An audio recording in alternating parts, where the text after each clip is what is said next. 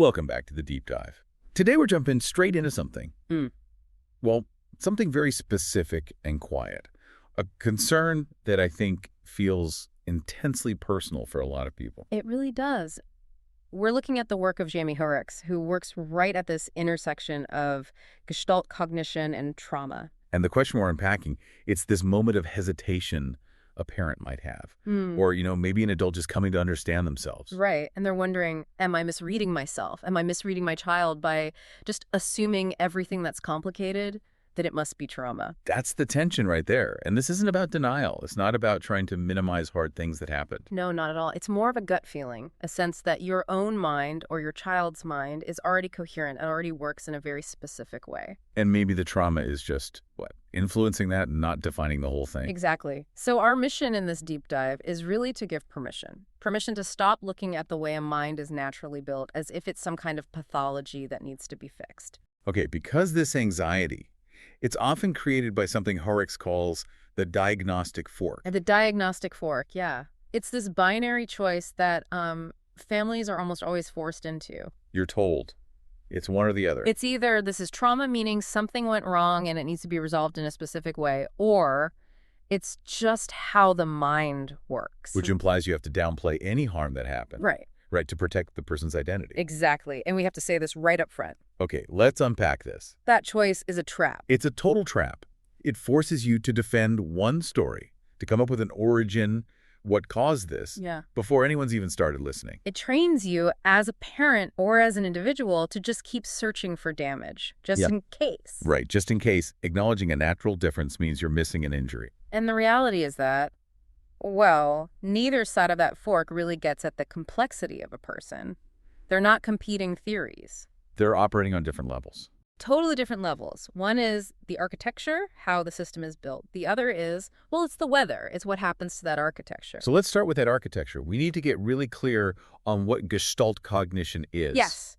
It's not a response to stress. It's the way the system is inherently built. So a Gestalt processor experiences and retrieves meaning as whole. As wholes, not as a list of facts. Right, as configurations. The meaning, the knowing, it arrives all at once before you even try to dissect it. Can we make that more concrete? Like, what does that feel like in practice?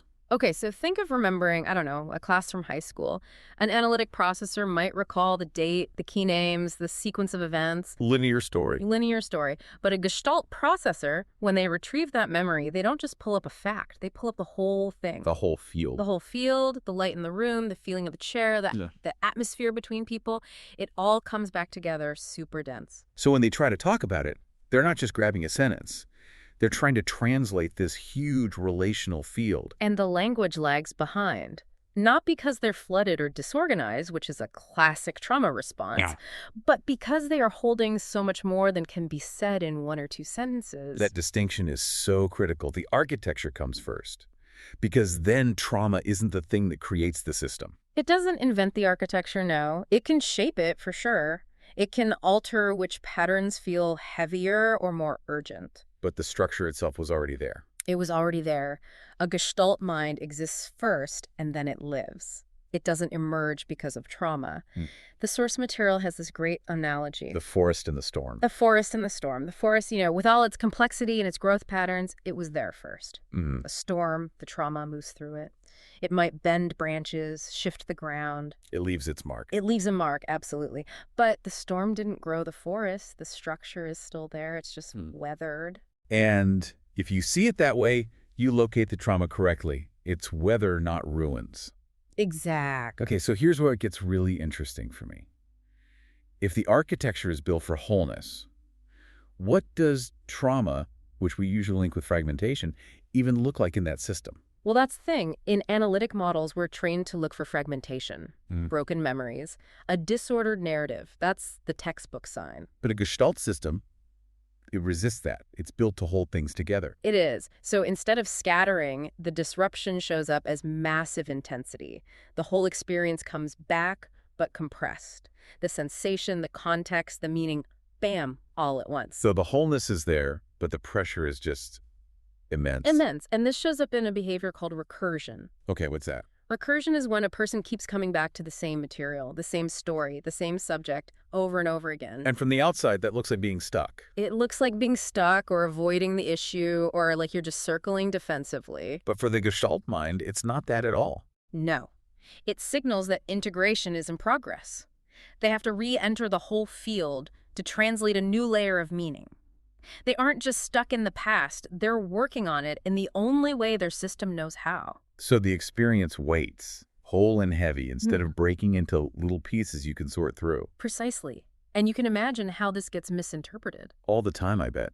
You see a kid or an adult, and their natural way of being just looks alarming to an outside system. It does. Their sensitivity gets labeled hypervigilance. As if being aware of patterns automatically means you're scanning for threats. Right. Or their openness to all the context in the room is seen as dysregulation instead of just taking in a lot of information. It's a constant collapse of difference into pathology. It is. But these are not symptoms hiding as cognition. This is cognition. It's cognition operating under heavy strain, under a lot of weather. But it's still coherent. It's still following its own logic. It is.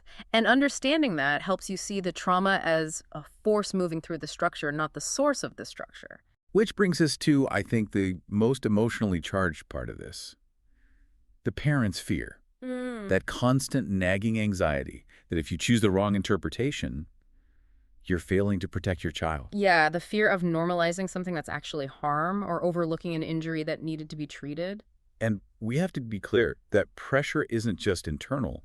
It's produced by the systems around the family. Oh, absolutely. Educational systems, therapeutic systems, they are built to reward certainty. They penalize complexity. It's a sad truth, isn't it?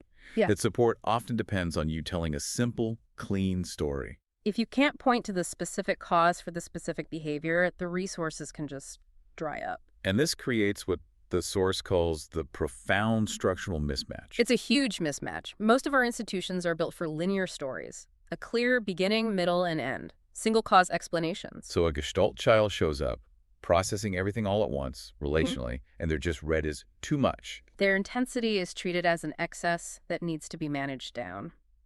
Their recursion is seen as a refusal to move on. Let's picture it. A child has a huge reaction to a seemingly small change in a classroom. Right. And the analytic system asks what one thing caused this. But the child is holding the entire configuration, the change in the teacher's voice, the new seating chart, the memory of other difficult transitions. And when the system demands that single cause, it's basically asking the child to lie. It is. They have to chop up their own experience to make it fit. So when a system can't tolerate that wholeness, it pathologizes it. It demands you reduce yourself. And the real harm there is that slow erosion of trust. Trust in the child's way of knowing and trust in the parent's ability to see their own child's coherence. What's failing isn't the parent's attention, it's the fit. The fit between the child's mind and the framework being used to judge it. Which means we have to really challenge that demand for an origin story.